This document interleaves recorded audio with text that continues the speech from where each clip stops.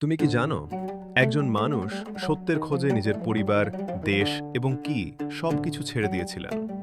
তিনি হলেন হযরত সালমান আল ফার্সি রাদিয়াল্লাহু তাআলা আনহু। হযরত সালমান আল ফার্সি রাদিয়াল্লাহু তাআলা আনহু-এর জন্ম পারস্যের এক ধনী অগ্নিপূজক পরিবারে। কিন্তু তার মন মানতে পারেনি মিথ্যা বিশ্বাসে।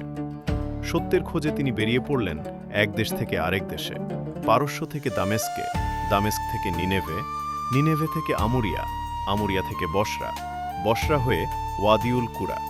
এভাবে এক খ্রিস্টান আলেম থেকে আরেক আলেমের কাছে, এভাবে তিনি একসময় এসে পৌঁছেন আরব দেশে।